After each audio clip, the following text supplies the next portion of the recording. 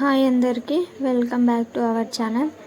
ఈరోజు రెసిపీ వచ్చేసి అలసంద వడలు, అదేనండి బొబ్బర్ల వడలు. ఈ అలసంద వడలు మన హెల్త్కి చాలా మంచిదండి. అలాగే ఈ అలసంద వడల్ని మార్నింగ్ బ్రేక్ఫాస్ట్గా లేదా ఈవినింగ్ స్నాక్గా కూడా మనం ప్రిపేర్ చేసుకోవచ్చు. ఇప్పుడు ప్రాసెస్లోకి వెళ్దాం.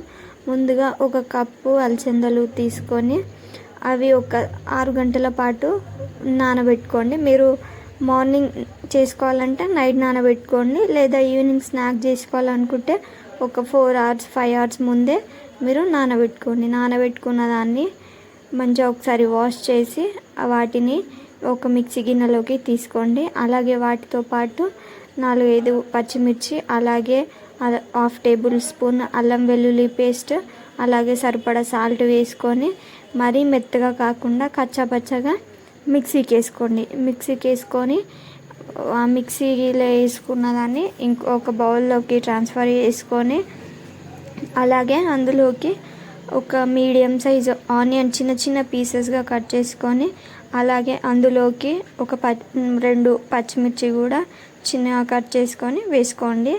ఫైనల్గా కరివేపాకు కూడా వేసి బాగా మిక్స్ చేసుకొని ఒక 5 minutes అలా పక్కన పెట్టుకోండి.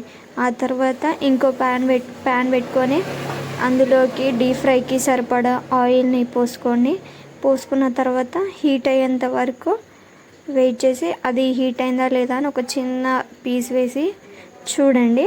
ఒక ఆయిల్ హీట్ అయితే ఇప్పుడు మనం ముందుగా కలిపి పెట్టుకున్న పేస్ట్ని వడల్లాగా ఆయిల్లో వేసుకోండి. వేయగానే తిప్పకుండా కొద్దిసేపు అలానే వదిలేసి ఆ తర్వాత టర్న్ చేసుకుంటే వడలు ఇచ్చుకపోకుండా నీట్గా వస్తాయి. ఇప్పుడు వాటిని టర్న్ చేస్తూ గోల్డెన్ బ్రౌన్ కలర్ వచ్చేంత వరకు ఫ్రై చేయండి. అండ్ అలాగే హై ఫ్లేమ్లో కాకుండా మీడియం ఫ్లేమ్లో పెట్టి వాటిని బాగా కాల్చిన తర్వాత ఇలా గోల్డెన్ కలర్ వచ్చిన తర్వాత తీసి పక్కన పెట్టేసుకోండి.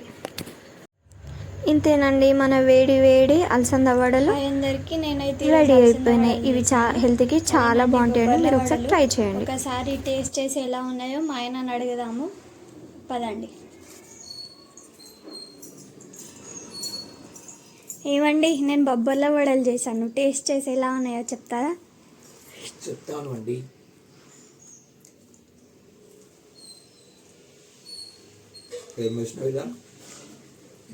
బొబ్బర్లు బాగుంది. ఇంకోటి కావాలా? మొత్తం తింటాడు, పెట్టేసేసి. Okay, thank you. బాగుంది. ఇది మన సబ్స్క్రైబర్స్కి చెప్పాలా? చెప్పు. ప్రాసెస్ ఎలానో కామెంట్ కూడా చేయండి, సబ్స్క్రైబ్ కూడా చేసుకోండి.